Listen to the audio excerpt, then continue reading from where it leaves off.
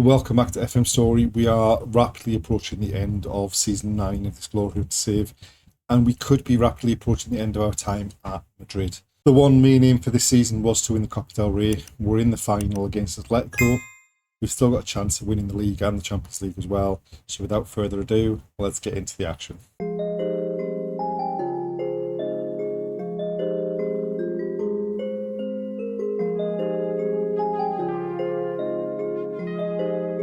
And here we are in Barcelona for what this whole season has been building towards, the Copa del Rey final. If we win this game, then this is certainly our last season with Real Madrid. If we lose this game, we're probably coming back for another season. Since the end of the last episode, we've had an interesting run. We had a shocker of a game against Celta Vigo to start off. We took the lead. They then went 2-1 up. We had Cesar Ramirez sent off for a wild lunge. We threw everyone forward and got an equaliser, and then they scored with practically the last kick of the game for us to lose the game 3-2. We had another league game against Valladolid, which was much more comfortable. We won 6-0. And either side of that Valladolid game, we had the quarter-final of the Champions League against Benfica. We won 3-1 away from home. And with this Copa del Rey final coming after the second leg, we basically picked pretty much a fully rotated team for the second leg. We weren't that bothered whether we went through or went out. In the end, we actually won 2-0 and made it through to the semi-final of the Champions League, where we've been drawn against Nice. But the whole point of that game was really to try and rest as many players as we could for the Copa del Rey final coming up against Atletico. Since that game, that second leg against Benfica, Rodrigo's picked up an injury in training, so he's out. And no pressure, but this is what this whole season has been building towards.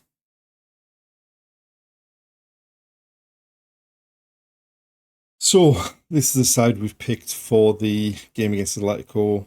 We're missing Hakimi, who failed the fitness test, so Miguel Angel Cruz is at right back, and we're missing Rodrigo, who probably wouldn't have started. We have some fitness concerns over Diamande, so Tartaglione and his partner, and Scalvini at the back, which is a concern because Omarodian up front for Atletico is probably the best centre forward in the league, and we need to be much better than we were in the last league game against Atletico. The last league game against Atletico, we lost 1-0. It was a terrible game. Both teams had players sent off, and not an awful lot else happened apart from the goal. But we have beaten Atletico twice this season, once in the league, once in the Champions League phase. So hopefully we can come away with the victory and the trophy here. Right, so we've got 4-3-3 against 3-4-3 or 5-2-3, take your pick. Right, Cruz with a throw for us. Arda Güler back to Cruz. Bellingham looks for Arda Güler, but it's been cut out. And João Felix down the line to Omarodian. He plays it into the middle of the pitch, but Tartaglione picked it out, and Vinicius Jr. put Eduardo through, but he was offside. Right, Cruz with a throw. Camavinga to Xavi Simons. Arda Güler goes back to Scalvini, who goes back eventually to Mamardashvili. Now Scalvini finds Xavi Simons. Tartaglione to Vinicius Jr. We're keeping the ball well. Camavinga goes back to Mamardashvili. Scalvini now strides into the middle of the pitch. Still going. Loses out. Omarodian heads it down. Odobe down the right hand side for them. In looking for Omarodian. I think he's offside. But that is some terrible defending. He's not offside, it's been given. Scalvini just gave the ball away in a stupid position, and no one got back. It's a lovely ball, and it's a great header.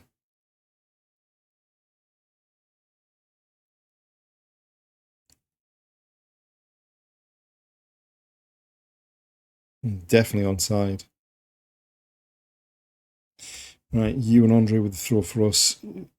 Xavi Simons has given it away. Luckily, we've won it back. Tartaglione to Bellingham. He gives it away now. And then wins it back. It's got very, very sloppy. Bellingham into the box. And basically just chips it into the keeper's hands. You couldn't have made that any easier for the keeper if you tried.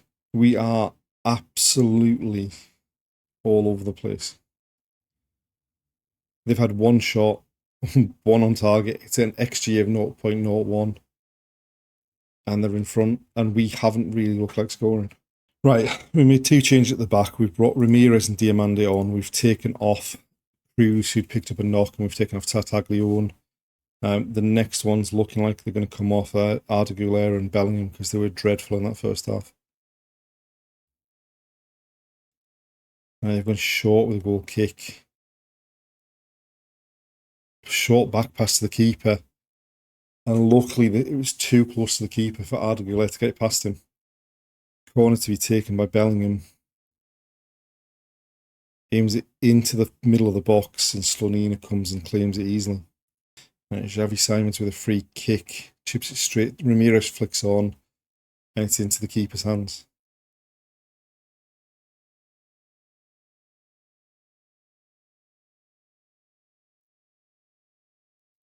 Right, Camavinga ties it up at the back. Scalvini to Bellingham. Diamande. Bellingham down the line. Arda Güler. It's nicked away from us. Luckily, Camavinga tidies it up again. Diamande into Xavi Simons. And again, onto you and Andre. Gets down the line, digs a cross out. The keeper completely missed it, and we've missed a sitter. Right, another couple of changes and a bit of a change of formation. Try and get people up front and see if we can do something. We're rapidly running out of time here, though. Right, a throw into us. Ramirez to take it. Camavinga back to Ramirez. Vinicius Jr. at the back post with a header. And we've grabbed a late equaliser here.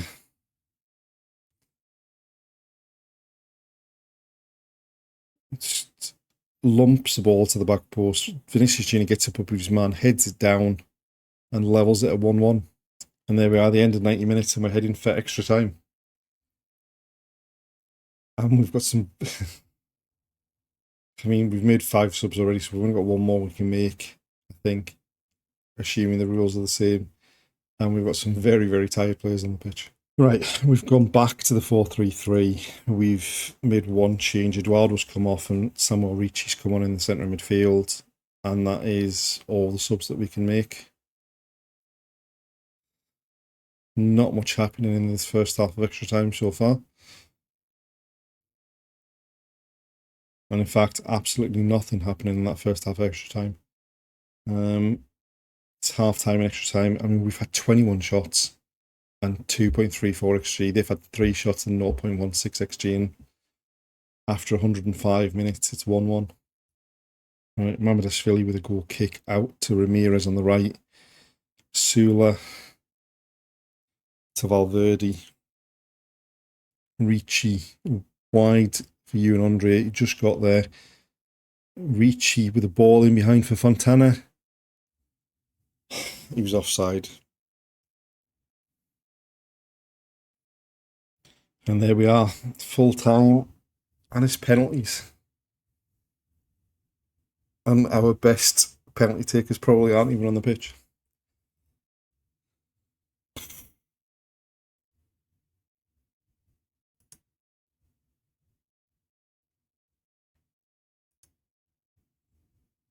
Right, they're up first. Theo Hernandez against Mamardashvili. Hits the post. We've always got a chance in a penalty shootout. Mamardashvili, I think, saved 3 penalties this season in all competitions. Xavi Simons stepping up first for us. Sends the keeper the wrong way, but misses the target completely. Samuel Omarodian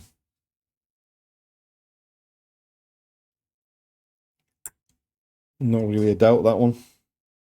You and Andre's taken a couple of penalties for us this season.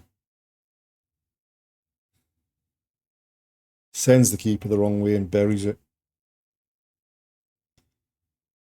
Reece Nelson now for Atletico. And Mamardashvili saves it. We really need to take advantage of this one. Vinicius Jr. stepping up. Got the equaliser right at the end of the normal 90 minutes. Sends the keeper the wrong way, right in the other corner. And that's given us a bit of an advantage in this penalty shootout. Jose Luis with the fourth penalty for Atletico. Sends Mamardashvili the wrong way. And Valverde, such an experienced player, stepping up to take this fourth penalty for us. And it's saved. And it's 2-2. And it's effectively sudden death. Pavlovic, who scored the winner in the last league game against us. What a save that is from Mamardashvili.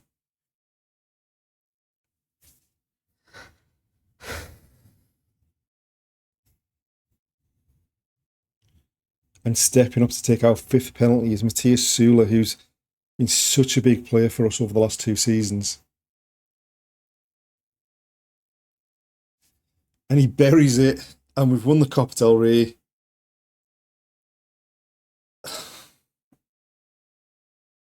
We've made very, very, very hard work of that. The amount of chances we created that we just didn't take. That last minute equaliser practically that we needed. And a penalty shootout. But we've won the Copa del Rey. To go alongside the La Liga that we won last season. We've won everything we need to win with Real Madrid. And almost certainly we are leaving Real Madrid at the end of this season now.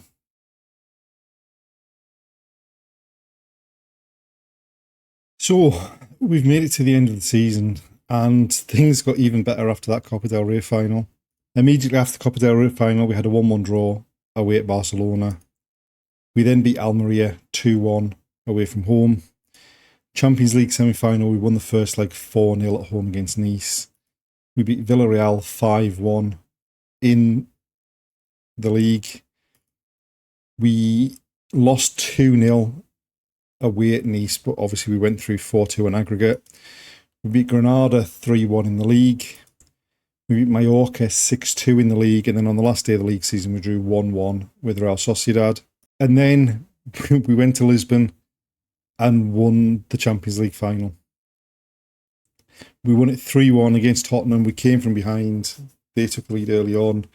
We equalised on the half hour, and then 2 late goals, one from Carsten Backinger off the bench, and an own goal from Dragusin saw us win the Champions League trophy. As far as the league's concerned, we ended up winning the league by 4 points from Atletico. We had a plus 100 goal difference, and we were right at the top of most of the individual place. That's obviously Omarodian had a great season for Atletico, but we had Eduardo with 23 goals, Arda Güler with 20 goals, Güler with 15 assists, Vinicius with 14 assists. The one thing we weren't at the top of was the clean sheets. I think we conceded quite a few more goals this season than we did last season. But still, we've ended up winning the treble. And it's now time to say goodbye to Madrid.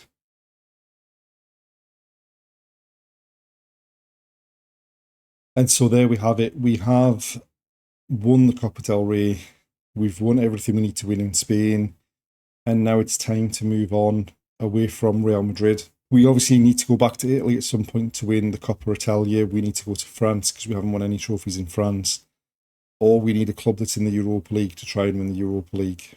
Looking at the jobs that are available, there isn't anything immediately that jumps out. There are a few jobs in France that are a possibility. Rennes, Marseille, Nice, who've just finished 5th, 6th, 7th in Ligue 1, are all looking for new managers ahead of next season. It is a European Championship summer, so there will be some jobs come up, presumably as part of that. Otherwise, we're looking at a club that's in the Europa League, and there's no other jobs there available. I mean, it's looking like it might be Rennes or Marseille, but do we really have a chance of winning Liga with one of those two? They're both in the Europa League, but it may be a case of we can take one of those jobs and then jump to PSG after a season. But join us in the next episodes to see where we begin season 10 of this Glory Hunter save.